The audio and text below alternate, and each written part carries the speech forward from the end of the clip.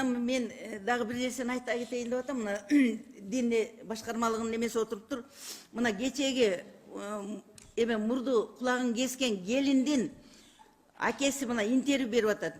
Ошол эметкен бала, кылмыш кылган бала, ошол жанындагы мечитке дайыма барып келгенде өзү мынандай аялын аябай катуу мамиле кылып, аялын жол салынып жүрөсүн, чүмкөнүп жүрөсүң деп дайыма ушундай талаптарды койчу экен.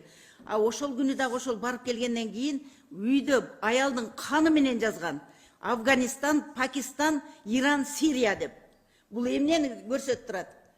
Ушуга жооп берип койгунчу мына дин башкармалыгынын өкүлү Канат мырза.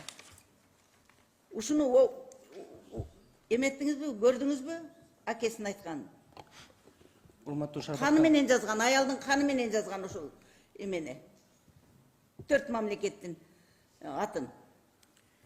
Урматтуу депутат, бул кылмышкер да. Кылмышкер бул мыйзам чегинде жооп бериш керек. Мыйзам чегинде жооп бериш керек. Анан биз дин иштер боюнча мамлекеттик комиссиясыбыз, биз мамлекеттик органбыз. Дин башкармалыгы бул муфтият, экөөбүз эки башка орган да.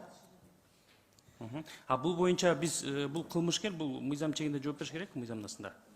Канат мырза, мен маселени эмнеге коюп атам? Ошол фонддор мынакей мечиттерди куруп атат, бирок ошонун ишин көзөмөлдөгөн эч кандай бир органдын жоктугунан ушул иш болуп атат.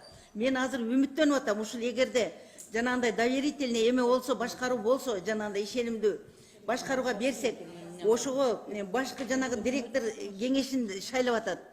Ошолорго кийлигишип, ошолордун ишин көзөмөлдөөгө мүмкүнчүлүгү болобу?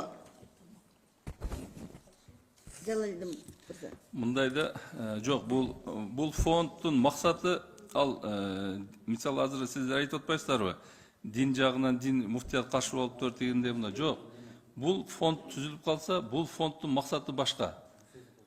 Бул билим берүү тармагында болобу, медицина тармагында болобу, каржылык максатында. Мисалы үчүн биздин мына өзүңүздөр айтып аткандай, жакшы айтып кеттиңиздер, биздин өлкөдө дагы инсандар бар, акчасын же болсо ошо кайрымдуулук кылайын десе кайсы жака берерин билбеген инсандарыбыз бар.